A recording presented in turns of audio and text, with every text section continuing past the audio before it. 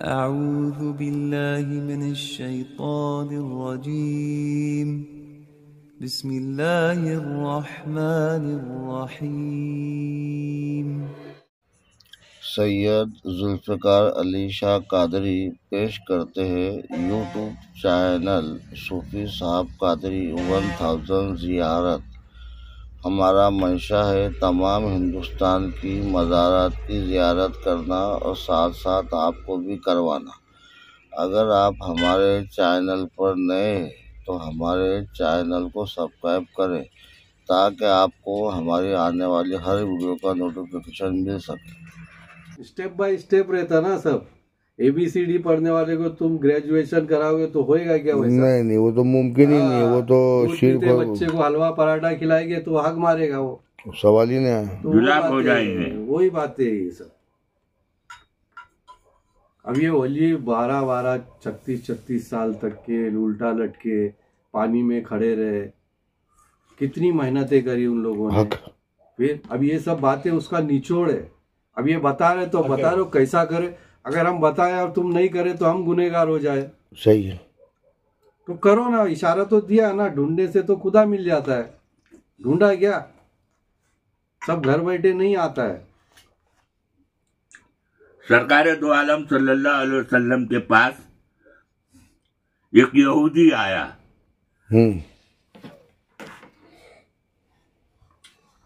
वो कहने लगा, सरकार मेरा बच्चा मीठा बहुत खाता है, तो आप उसको जरा समझाइए। तो हुजूर अकरम सल्लल्लाहु अलैहि वसल्लम बोले, जाओ उसको 40 दिन के बाद लेके आना। अब वो 40 दिन के बाद लाए तो हुजूर अकरम सल्लल्लाहु अलैहि वसल्लम ने फरमाया कि देखो भाई, मीठा खाओगे कीड़ा पड़ेगा, फलाना होगा, अच्छा नहीं है, ये नहीं है, वो नहीं है। वो सब बोलने लगे, उसको समझाने लगे। तो यहूदी जाते जाते बोला, सरकार इतनी सी बात तो तुम उस टाइम पर भी बोल सकते थे। तो सरकार ने फरमाया कि देख रहे भाई, मैं मीठा खा रहा था, अगर मैं खाऊं और उसको बोलूं मत खाओ तो ये कैसे चलेगा, है ना? तो भाई मैंने छोड़ दिया 40 दिन, उसके बाद में उसको समझाया मैंने।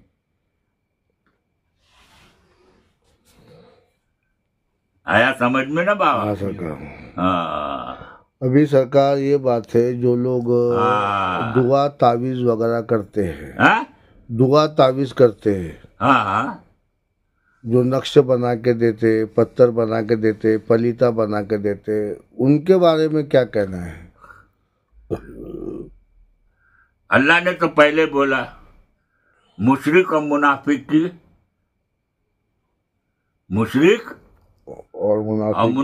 की बख्शिश नहीं है। अच्छा, ये मेराज में फैसला हो गया है ना? तो ये तुम अल्लाह से मदद नहीं मांग रहे हो, ये बलाओं से मदद मांग रहे हो तुम। फिर तुम्हारी बख्शिश कैसे हो गया? अल्लाह को शरीक करा ना तुमने, अल्लाह को हटा दिया उधर से। शैतान को शरीक कर लिया। शाबाश, अल्लाह की जात में। तो यानी दुआ तावीज करना वगैरह जो करते वो गया काम से, वो हराम है ना। वो सब उसकी बख्शिश नहीं है जो ये सब करता है। छूछा करता है, जादू टोना करता है, किसकी मौत करा देता है, इलम करता है, टोटका करता है, मुठ मारता है, वो सब लोगों की बख्शिश नहीं है। अभी कुछ लोगों को हाजिरी आती है, वो हाजिरी का क्या सिस्टम है? वो भी गलत है। वो 24 लोग आते हैं उसकी हाजिरी में, वली अल्लाह नहीं आता कोई हाजिरी में। वजूद गंदा, उसमें कैसा कोई आएगा? और कोई जगह नहीं मिलेगी। गंदे की चीज गंदे में आएगी। भूत पलीती चाहेंगे उनके गले उसमें, और जो पाक रहता है पाक जिन्नात आता उसके आंख में। अच्छा, वो भी औरत का वो आशिक रहता है। अच्छा, जो पाकीज़ी रहती औरत, उसको पकड़ता वो। अच्छा, उस पे आशिक हो जाता है वो। तो आखिर कोई ना कोई मिल ही जाता उसको निकालने वाला, समझे ना बाबा। तो फिर ये जो दुआ तावीज वगैरह जो करते हैं, अभी ये तो कुरान की आयतें लिखते हैं। अल्लाह पे भरोसा नहीं तुम्हारा, अब ये तो कुरान की आयतें अल्लाह पे भरोसा नहीं। अभी सरकार जैसा कोई बंदा, सरकार ने फरमाया ना बाबा कि इल्म को, कुरान को रोजी का जरिया मत बनाओ, इल्म को बेचो मत। इल्म को बेचना नहीं है, उसको अपना रोजी का जरिया मत बनाओ।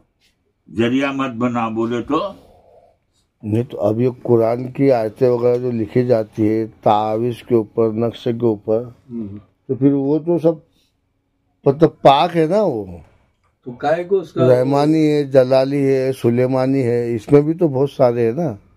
तो उसका गलत इस्तेमाल हो रहा ना, वो करने के लिए कुरान उतारा गया। कुरान सिर्फ है ना हिदायत के लिए उतारा है, हिदायत, और किसी चीज के लिए नहीं उतारा, किसी चीज के लिए नहीं उतारा। कुरान किस लिए उतारा?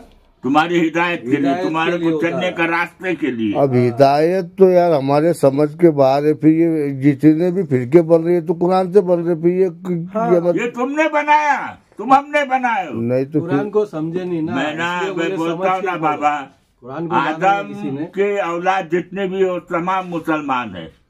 आदम की जितनी औलादें हैं वो सब मुसलमान है, मोमिन नहीं है। नहीं, अभी बात क्या चल रही है कुरान की आयतों की। तो कुरान जो है, यानी अभी ये जो कुरान से हिदायत पाने की जो बात है, तो अभी जितने मसलक बने सब तो कुरान से बन रहे हैं ना। हाँ, तो बन रहे तो क्या हो गया? इंसान अफजल है क्या कुरान अफजल है? इंसान अफजल है या कुरान अफजल है? बताओ। तो क्योंकि ये तो किताब है, इसको तो कुरान तो क्या बोलेंगे अपन। इंसान अफजल है ना, तो ये भूत पलीता इंसान में क्यों घुस रहे? अगर वो अफजल हो जाता, अगर उस तरह रहता जैसा कुरान ने बताया है, तो उस पे भूत पलीत हावी होएगा क्या? नमाज पढ़ने वाले पे हावी हो रोजी के लिए भी करते हैं लोग, परेशानी के लिए करते हैं, बीमारी के लिए करते हैं। राज़िकुर रहीम अल्लाह पाक है, जितना रिज़्क तुम्हारी किस्मत में लिखा उतना ही मिलेगा, उससे ज्यादा भी नहीं मिलेगा, उससे कम भी नहीं मिलेगा। ये सिर्फ बातें, रोजी के लिए दुआ करना गलत ही रहेगा।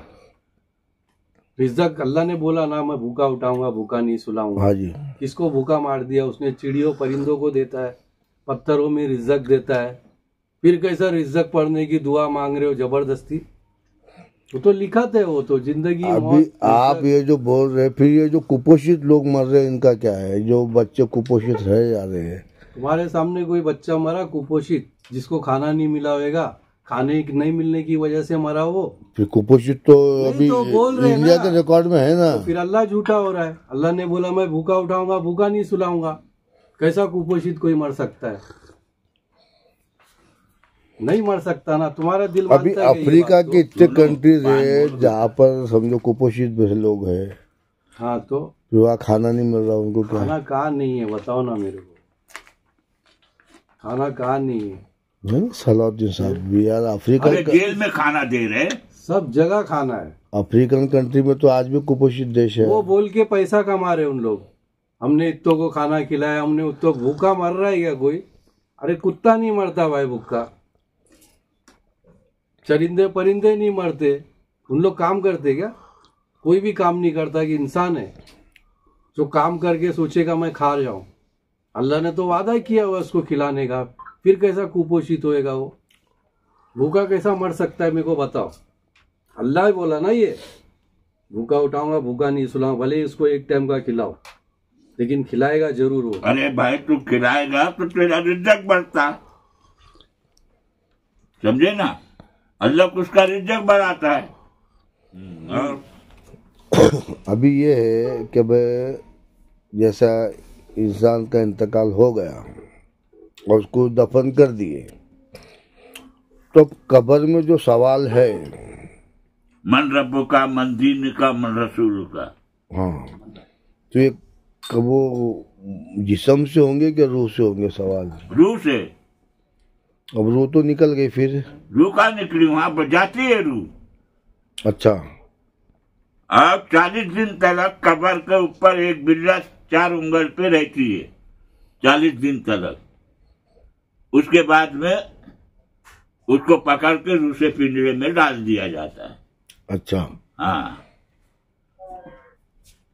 नहीं तो अल्लाह पाक 40 दिन तक उस रूह को वहीं रखता है, मजार के ऊपर, उसके कब्र पे।